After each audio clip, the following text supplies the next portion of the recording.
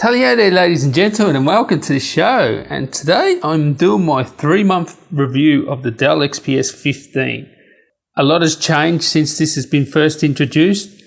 There's been firmware updates, there's been software updates, there's been improvements across the board, and we'll see how the XPS 15 has handled 3 months of my usage. I'm pretty hard on my computers. So let's see, 3 months on, is the Dell XPS 15 still the boss? Tally ho, ladies and gentlemen. Alright guys, I'd just like to say that I've done around 15 videos on this. I've done reviews, 1 month review, how to upgrade, standby boot times, gaming reviews on this. If you want to know anything about this, check out the description. I'll put a link to the playlist to all my XPS 15 videos. You will find everything you want on this computer. Now this is my 3-month review, and I can say I still love this computer. The best computer I've ever owned. It's still a pleasure to use, and I'm still in the honeymoon phase, and it's just like I just recently bought it yesterday. So a lot has changed. I've told you about this. There's been a lot of improvements to this. I'll get to those later. Let's just see how it's held up. And I was actually going to do some high resolution photos of this, but in all honesty, I could just clean this up and I could sell this as new, no problems.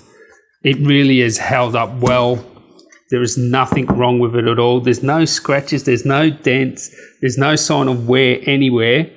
And I'm hard on my notebooks, I'm hard on my equipment generally. There's a sort of like a joke. It's not Tommy proof because I break everything. And this looks brand new. The only thing I would say is that the spacebar here, when I strike it with my left thumb on the right hand side, it sounds a little bit funny compared to the rest of the spacebar. It's nothing major, it's a minor gripe, but it does sound a little bit springy here, and it does annoy me a little bit, to be honest. And also where the cord goes in here, obviously it's not as tight as it was when I first got it. And they're the only 2 signs of wear after 3 months of using this constantly. And it just shows you how well built it is, how tough it is, and it can really take a pounding. So overall, after 3 months, constantly using this every day, I haven't been gentle with it.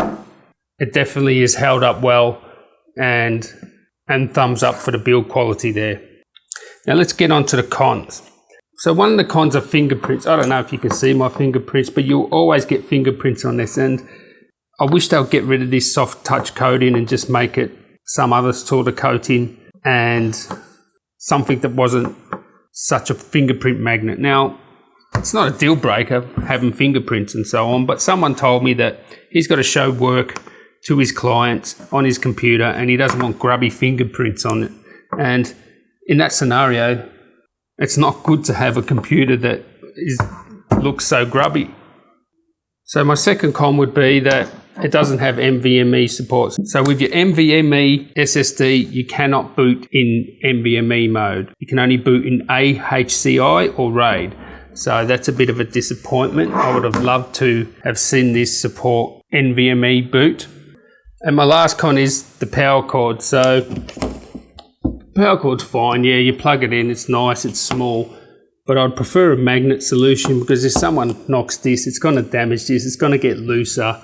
And I can see that potentially being a problem 3-4 years down the road, and you might have to do an AC jack replacement. So it would be better if they had a magnet. So that's basically my 3 cons. They're pretty much the same as the 1 month review, because there's nothing else has really gone wrong with this. So I'm happy for those to be the only cons. Now this has had many updates. So it's had a firmware update to the touchscreen. It's had a couple of BIOS updates, and those BIOS updates have improved boot time, wait times. They've significantly improved the battery life of this, and it's improved the sound quality. So from my first review and my 1 month review, all that has been improved. So let's get into the best things about this. The best thing is the screen. I still love looking at this every day. It is absolutely gorgeous. It's vivid. It has great contrast. It's a pleasure to use with video editing, gaming, so on and so forth. It's definitely the best screen I've used, and if you compare it to the MacBook Pro 15-inch screen, there's no comparison. 4K, it just blows you away. And also the full HD version is good too. For those of you who don't know, this is the 4K version. So for me, that's probably the best feature is this screen. Now its design. Look at this beautiful InfinityEdge. It looks so beautiful. You open it up, immediately you feel good. It's just like, wow, this looks great. Now, to fit a 15-inch laptop into such a small size is an engineering feat. I'll just show you something. I bought a MacBook Pro 13-inch at the start of the year, and this is the sleeve I bought for it. This is a 13-inch sleeve. It's for a 13-inch laptop, and I'll just show you how small this laptop is.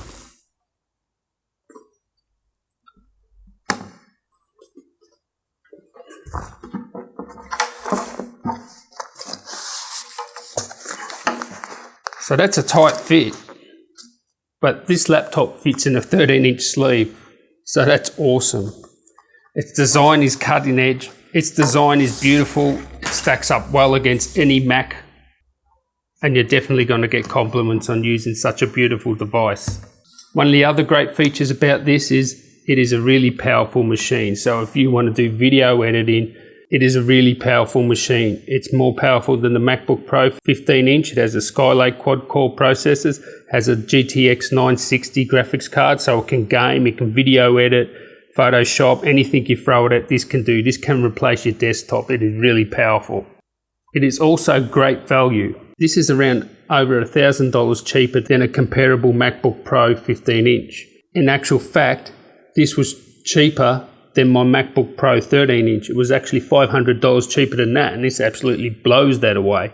So it is definitely great value. As I said before, it's great for gaming. So you gamers, if you want a laptop that can game the latest titles, 1080p, this is the laptop for you. And it's actually a lot thinner and lighter than the Alienware laptops.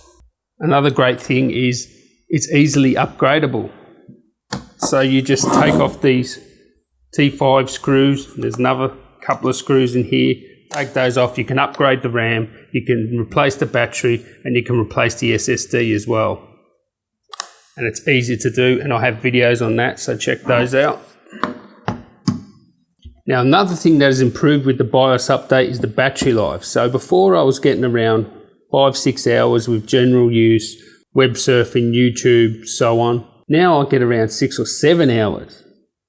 And I reckon you could stretch that a bit more.